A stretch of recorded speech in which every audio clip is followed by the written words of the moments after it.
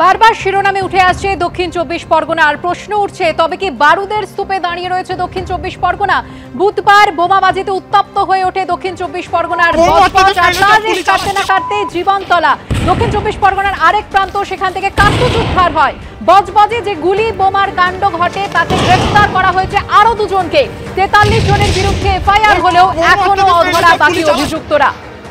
কথা বলবো আমাদের প্রতিনিধি আবির দত্তের সঙ্গে। আবির, বুধবার 8 জনকে গ্রেফতার করা হয়, আজ 2 জনকে গ্রেফতার করা হয়েছে, কিন্তু বাকি অভিযুক্তরা কোথায়? তারা কেন অধরা এখনো?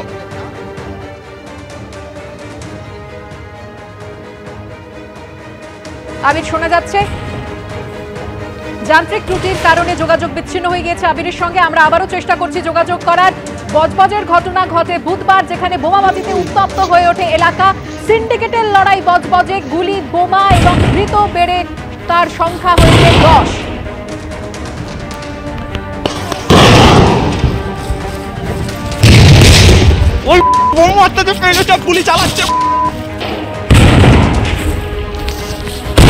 যোগাযোগ করতে পেরেছি আমাদের প্রতিনিধি আবির দত্তের সঙ্গে। আবির, বুধবার 8 জনকে গ্রেফতার করা হয়েছিল, আজ 2 জনকে গ্রেফতার করা হলো, কিন্তু বাকিরা কোথায়?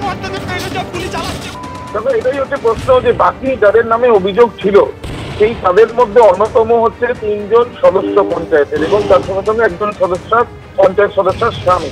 তাহলে এই যে যারা 4 জন রয়েছে তাদের খোঁজও এখনো পর্যন্ত পাওয়া গেল না।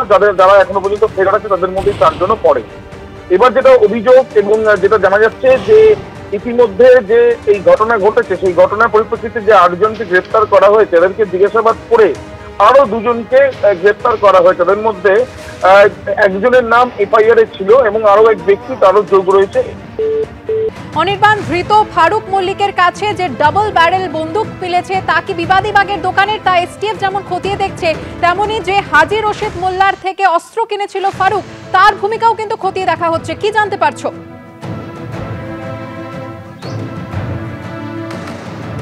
দেখো, একদমই তাই। এই হাজী রশিদ মোল্লার বাড়ি থেকেই, যেখানে আমরা রয়েছে এই মুহূর্তে ঈশ্বরীপুরে, সেই বাড়িতে যদিও তালা বন্ধ, এবং এই বাড়ি থেকেই কিন্তু শুক্রবার রাত এবং শনিবার সকালে 2 দফায় যে তল্লাশি চলেছিল, সেই তল্লাশিতে কিন্তু 190টি লাইভ কার্টিজ উদ্ধার করা হয়েছিল এসটিএফের তরফে, এবং সেটা ছিল 7.65 mm যে বুলেট, সেই বুলেট উদ্ধার হয়েছিল। এর পাশাপাশি একটি ডাবল ব্যারেল গান উদ্ধার হয়েছে, এবং 12 বোরের যে 9টি কার্তুজ, সেটাও কিন্তু উদ্ধার করা হয়েছে। স্বাভাবিকভাবে এই যে বিপুল সংখ্যায় কার্তুজ তিনি বাড়িতে রেখেছিলেন, কী উদ্দেশ্যে রেখেছিলেন সেটা কিন্তু এখন স্পষ্ট হচ্ছে, কারণ একের পর এক গ্রেপ্তারি হচ্ছে। এবং এই যে ফারুক মল্লিককে আজকে বসিরহাট থেকে গ্রেপ্তার করা হয়েছে, তার সাথেও কিন্তু এই হাজী রশিদ মোল্লার একটা সম্পর্ক কিন্তু ইতিমধ্যে রাজ্য পুলিশের এসটিএফ পেয়েছে। স্বাভাবিকভাবে যেটা মনে করা হচ্ছে যে জীবনতলার বাড়িতে বসেই কিন্তু তিনি এই জীবনতলা সংলগ্ন দক্ষিণ চব্বিশ পরগনা, উত্তর চব্বিশ পরগনা, মিনাখা, এই বিস্তীর্ণ এলাকায় তিনি কিন্তু দুষ্কৃতীদেরকে কিন্তু এই ধরনের কার্তুজ বা বন্দুক সেগুলো সাপ্লাই করে থাকতে পারেন, অর্থাৎ অস্ত্র কারবারি হিসেবে কিন্তু তার বিষয়টি উল্লেখ করা হচ্ছে। এবং এই মুহূর্তে কিন্তু এখন খতিয়ে দেখতে চাইছেন রাজ্য পুলিশের এসটিএফ যে দোকান থেকে, লালবাজারের কাছে যে দোকান থেকে এই গুলিগুলি বাইরে বেরিয়ে এসছে, এবং হাজী রশিদের বাড়ি থেকে যে বুলেটগুলি উদ্ধার হয়েছে সেগুলো একই কিনা বা এক সিরিজের কিনা, এবং কীভাবে তিনি এগুলো হাতে পেয়েছেন সেই দিকটা যেমন খতিয়ে দেখা হচ্ছে। এবং সবচেয়ে বেশি চিন্তার যে এই যে গুলি, যেভাবে হাজী রশিদের বাড়িতে 190 রাউন্ড গুলি উদ্ধার হয়েছে, সেই গুলি আর কোথাও এরকমভাবে স্টক হয়ে নেই তো। স্বাভাবিকভাবে এইটাই কিন্তু এখন সবচেয়ে বড় চ্যালেঞ্জ, যে এই যে গুলি যেভাবে উদ্ধার করা হচ্ছে তার বিস্তৃত কতটা, তার জাল কতটা ছড়িয়ে পড়েছে এবং কার কার হাতে গিয়ে পৌঁছেছে, এখন সেটাই কিন্তু খোঁজ চালাচ্ছে রাজ্য পুলিশের এসটিএফ। সুকন্যা। ধন্যবাদ অনির্বাণ। পার্থপ্রতিম, তোমাকেও ধন্যবাদ।